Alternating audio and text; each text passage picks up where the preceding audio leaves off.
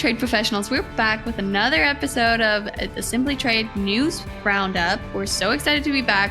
Hopefully your stomach is still filled with all the good Thanksgiving foods or whichever food you had, you know? We're not discriminating. And so what's after Thanksgiving? Let me think real quick. It's my favorite thing to do, shopping, Black Friday. So it's Black Friday, and don't forget deals. Cyber Monday. And That's Cyber today. Monday. And yes, and that is today. Guess Lalo, hi, Andy. They're already scheming in and I haven't even introduced them, but here they are.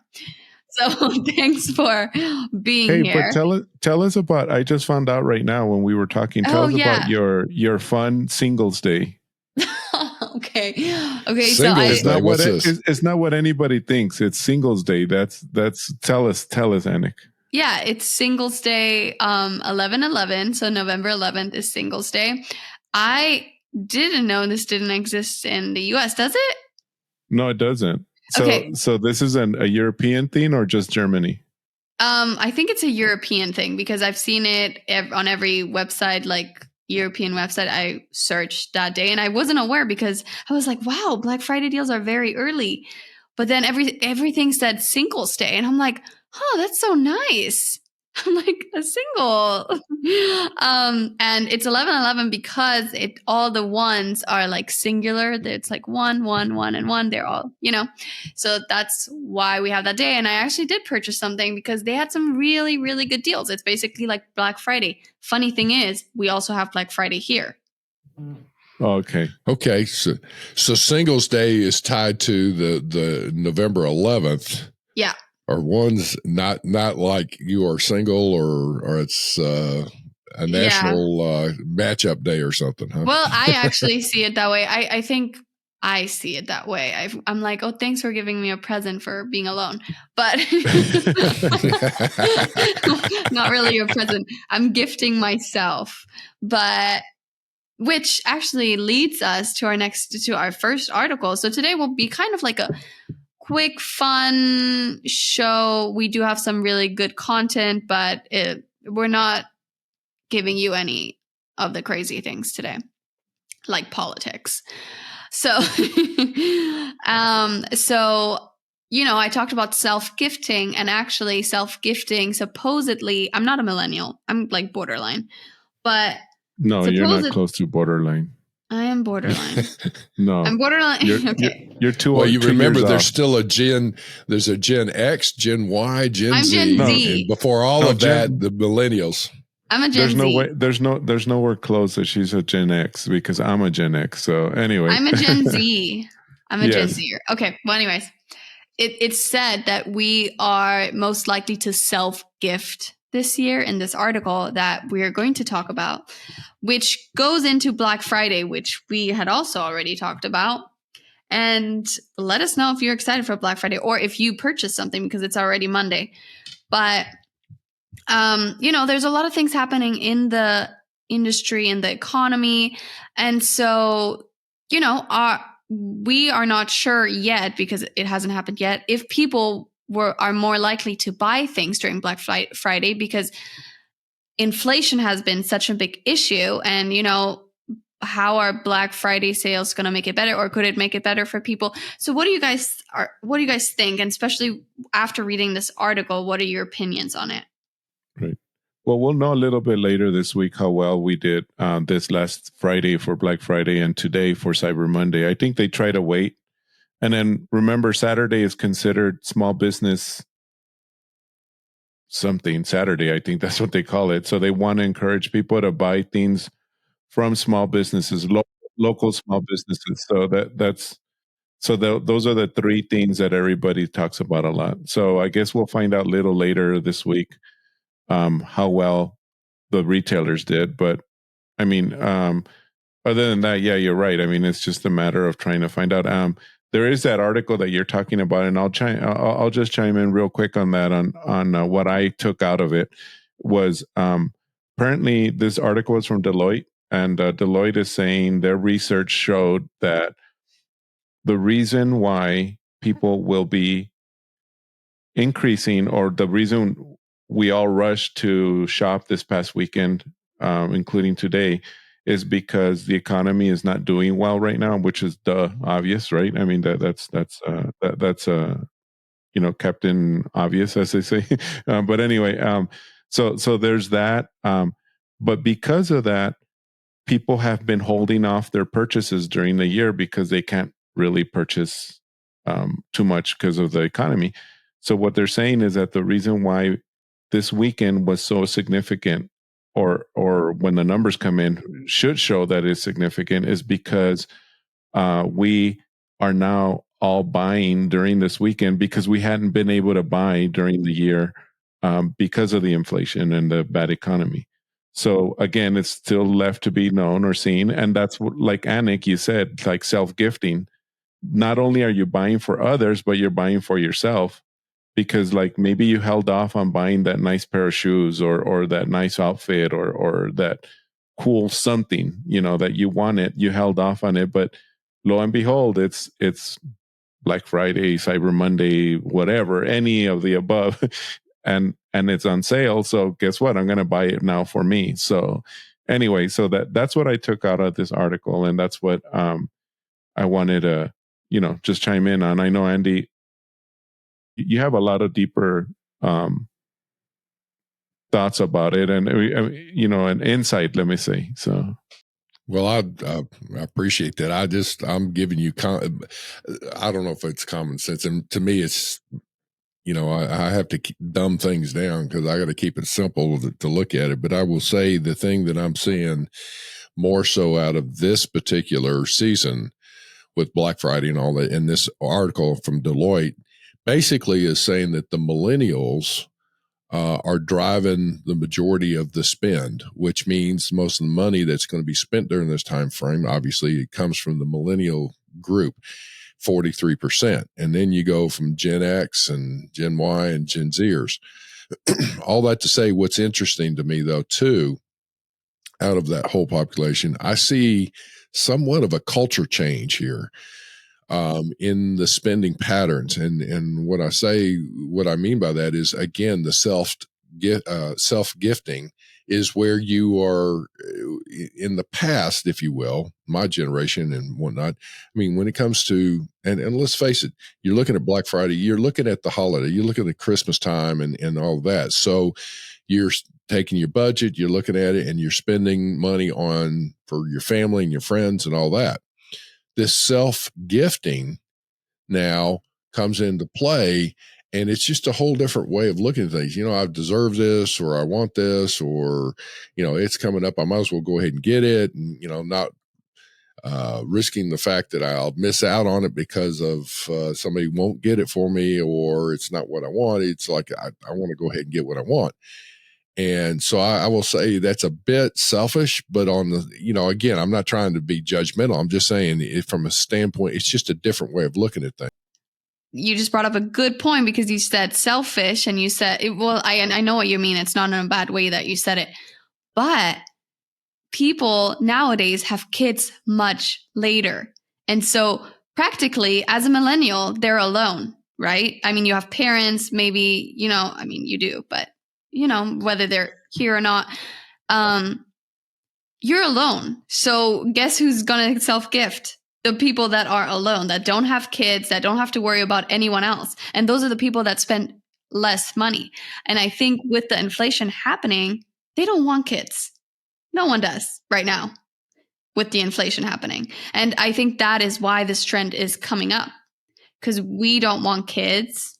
It sounds so bad. Or, not right now. Well, but again, it's more self-centered in your thinking and you're looking at it. And again, it's just, that's what I'm saying. It's a culture change in this. And so as that comes about, part of the scenario in your marketing for the stores, for the different things, it's like, I think what, and maybe coming around is, hey, here's Black Friday, here's Cyber Monday, here's these great deals for the holiday season, and don't forget about yourself. You deserve it, and things of that. I think that's going to be an approach on that, and to try and entice you to go ahead and buy for yourself.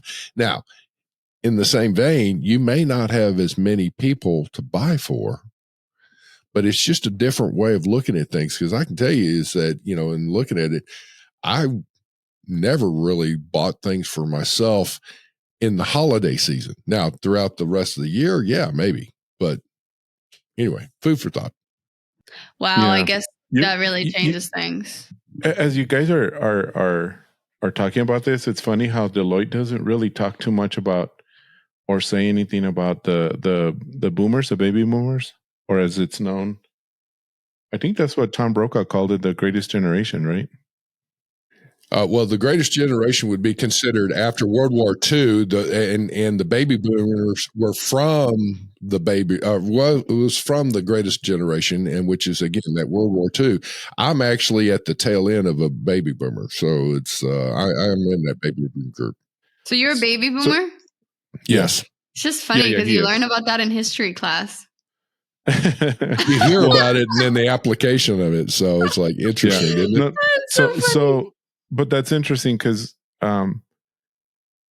looking at like the generation before mine, like the boomers, and like my mom or others, I think you're right about it's funny how I'm looking back, and when we didn't have my parents, when they didn't have enough, or it's just that was it. I mean, sorry, we're gonna have to do without. And we're saving and we're being more conservative and everything. So it's funny how that shifts.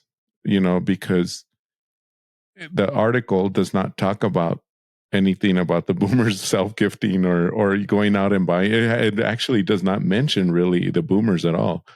Oh, the only thing it mentions here is the breakdown, Lalo, is that is like 43% are going to be in this spend is going to be the millennials. Gen X is 23%. Boomers are 20%. So the boomers would be those that are in their 60s or higher, 60s and 70s. Gen Zers are 13%. Now, as time goes on, what's going to happen? More and more Gen Zers are going to have more money and will become more contributors to the GDP, hence the higher spend. But that's what's happening. It used to be that baby boomers were the number one block where the money came from. Well, what's happening? They're retiring and they're dying off and whatnot. So it's becoming smaller portion there. So sad. Well, this was not supposed to be a sad episode.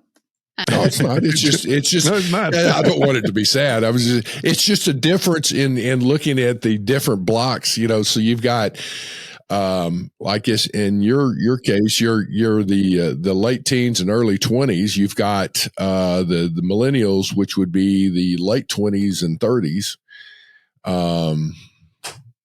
I don't know what else. Anyway, Gen X is after that, so yeah, which is me going into the 50s, and then you know what? It amazes me when someone says to me like they were born in the 2000s. I'm like, oh my god, what? That's crazy. Anyways, okay, I don't even want to talk about that because that gets me really, really sad. All right, so we have another article. And this one came by Andy. So we had a little bit of contributing today since we're recording this pretty early. And that's why it's a little bit of a different episode for you. But I think still fun. Maybe you'll get to know us a little bit better, which is also great because we hang out every Monday. So might as well get to know us.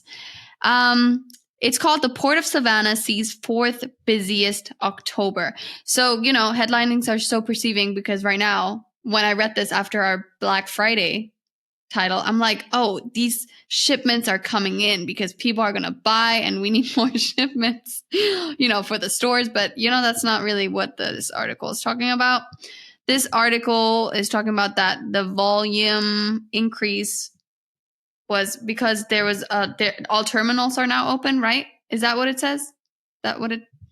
Well, it's saying even though, okay, so here's the deal. The Port of Savannah experienced its fourth busiest October last month, according to the Georgia Port Authority. All right. Now, with that, keep in mind, it's like, okay, that sounds really good. However, in cargo, and I'm talking all modes of transportation right now, there is a reduction in the amount of cargo being moved. And so there's a pretty severe recession going on in the supply chain, and more specifically transportation, in trucking, rail, ocean, air cargo and all that. The Port of Savannah is one of those alternative ports that people have been using to avoid some of the congestion of other ports. And it's been a great port. I mean, the Port of Savannah is a great port to run your cargo through. But here's the thing. Even though it was the fourth recorded busiest October for the Port of Savannah, the volume is still like 20% less than last year. It says the volume is down 22% from last year. So in the overall, you look at things, there has been a pretty much of what I've heard, roughly a 20% reduction in cargo from different places around in different ports and different modes of transportation. So it holds true in that. In the other scenario here with the Port of Savannah, again, with it going down, it's just been interesting to see where I've been looking at, let's see, it talks about specifically here it is. The Georgia Port Authority handled 67,500 units of autos and machinery last month, which is 5.8% decrease from October 2022. So again, they were down 22%.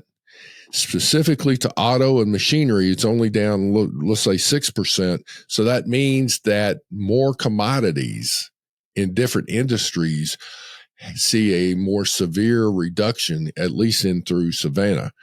You're looking at the overall, it's just one of these things. It's just an indicator, folks, as far as looking at it. If you're looking at a alternative port and you're not happy with what you're trying to do as far as going through the western ports and you come around, or you come from Europe and all that, Savannah may be a good port for you to consider, because I've heard good things about that port. So a question, is it so easy to just transfer ports, or is there like extensive paperwork? Because I don't think, like, as we talk about it, it seems like, oh yeah, you just look into changing ports, but I feel like that is maybe an extensive process. Well, that's a good question, because there's something called 10+2. So, which is, you accidentally brought trade into this conversation. Yeah. What trade procedures, documentation procedures. So there's something called 10+2.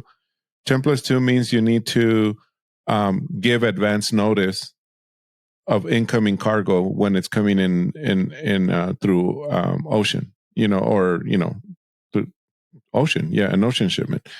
And you obviously can't change ports in the middle of the after you report. You can't just change ports. So in other words, I mean, I guess.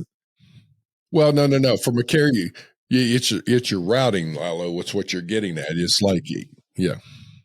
Oh yeah, that's what I mean. So you would have had to have planned it already, but why not plan it to go into Savannah instead of going further south, like Fort Lauderdale or Miami, or further north, like New York. Well, not New York, but further north. You know what I mean? So just route it through Savannah. That's what Andy's trying to say. So. And that's where what I'm getting at is that in doing it, you can route and plan your route to Savannah or wherever else you want to, ship your goods to. I'm just saying that as far as a port of unlading, it's a good port to consider. Now, that said, let me just say that, it's a Atlantic coastal port. And with that, I mean, it's got rail and all that. And folks, let me tell you, we need to stop on this for a second.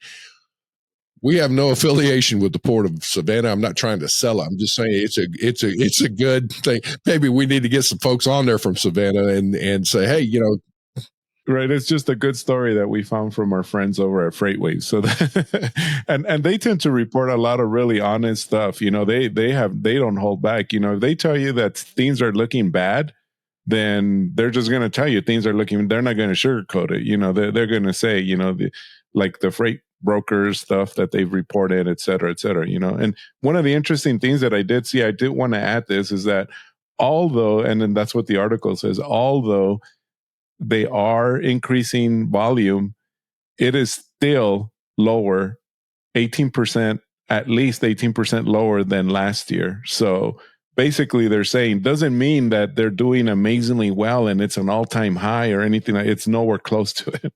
They are still running lower than they were same time or fiscal years last year. So, you know, just to put things in perspective, you know, so it's pretty much what you were saying, Andy. Yeah. And all said and done, let me just say, I mean, you know, you've got another port that's just further up north is Charleston, is another one up there. I don't know the statistics on it, but Savannah, you know, Savannah is a nice port, nice area, good folks down there. And it's just, their numbers are just indicative of what I have been reading on other ports around the country, where there have been a lot of areas that have been laying off folks and all that. So it's looking at it for a 20% reduction in volume. Basically means potentially there's a 20% reduction in work available for a lot of folks in the supply chain realm. So interesting to see. Good things to talk about. Great. Well, we got that covered. And really, that wraps up this episode. And it was kind of more, you know, we didn't have 3 articles, we had 2, but I think it was more about the topics that we were talking about. And I obviously have some fun facts for you. We missed them for a few episodes, but we're back now in the holiday spirit. Now that we have Thanksgiving done, we have Black Friday done. We are now finishing up with Monday, Cyber Monday today, which will probably go on for like a whole week anyways, probably with the way it's all set up nowadays. But I have your fun facts. So one, I'm going to give you one about Black Friday. Black Friday wasn't officially claimed to be the busiest shopping day of the year until 2001. Sorry. I was 2001 sounds so weird. Yeah. 2001. That's crazy. Okay. And then from now on, people, we're starting the holiday spirit. So decorate your offices, decorate your houses, and get in the holiday spirit. What's going on? We need this inflation can't stop us. Get your stuff out. We have to we have to wrap 2023 up on a good note, you know? How early is too early though? Because I've seen people in our neighborhood, they were putting up Christmas stuff the day literally after Halloween. Yep. I've seen the same thing. And actually, I will say in our neighborhood, we have, now I'm in the process of looking like moving, so I'm not going to be decorating all that, just turn around and take it down to move. But yeah, that's one of those things where, people, I've seen quite a few lights already go up. Yeah, my mom has definitely set up her Christmas tree yesterday. And well, she's German. I mean, that tradition came from you guys, so it doesn't. No, that doesn't, because this is crazy. I talked to a German lady here on Sunday, and I told her this, and she's like, "Oh, really? Well, you know, here it doesn't happen until the day of Christmas, which we call Heiligabend." Right. So, well, I know, but the tradition of Christmas trees came from Germany. It just happens to be that the United States commercialized the heck out of it. So. Yeah, so here... well, the rest of the world does too. So let me tell you something. This is a fun fact I can give you that I learned. So here what happens is that everyone usually has a real tree, right? And so she was telling me that these real trees that they have, they actually, I don't know what they did with them, but they don't like shed the needles off that easily anymore. Anyways, they have real trees and they keep them until a period of time, because at a certain time, so they all take them off kind of the same time, because a truck will come pick them up because they're real. And so they can decompose, like composed of them all together in the right way. Isn't that such a beautiful thing? Anyways, so my fun fact, that's another fact, but here's my fun fact. And maybe this will not make you spend more money. Americans spent $9.36 billion on gift wrap alone. Gift wrapping. So, guys, get your newspaper and just wrap the gift. Stop spending money on that. I mean, yeah, the economy needs it, but no. Spend your money on other things. Gift wrapping paper, people, come on. Anyways, this was the end of the episode. So we will be back next Monday with our traditional 3-article episode. We hope you enjoyed this. Let us know. And yeah, have a great week. Bye. And you know what? Before we go, just want to also say thank you for your listenership. Thank you for sharing our podcast show and supporting us and all of that. So we hope that God bless to you and your family and and what all you're doing, your friends and all that. We just, again, we're very thankful for your what you do for us. So happy Thanksgiving. Thank you very much for joining us. Simply Trade is brought to you by the generous contributions of Global Training Center. You can follow the show and GTC on LinkedIn or Twitter and other social networks. Make sure you check out the show notes in the description for a full rundown of today's show with all the important links. Also, make sure that you share this with a friend and subscribe on your favorite streaming platform. We really like hearing from you.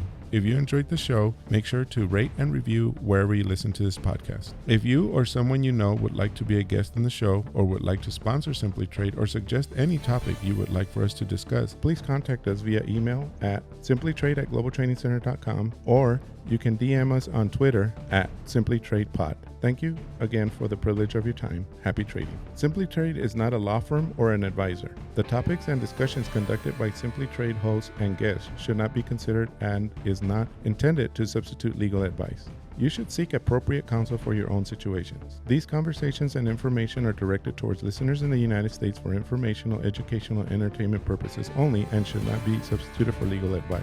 No listener or viewer of this podcast should act or refrain from acting on the basis of information on this podcast without first seeking legal advice from counsel. Information on this podcast may not be up to date depending on the time of publishing and the time of viewership. The content of this posting is provided as is. No representations are made that the content is error-free. The views expressed in or through this podcast are those of the individual speakers, not those of their respective employers or Global Training Center as a whole. All liability with respect to actions taken or not taken based on the contents of this podcast are hereby expressly disclaimed.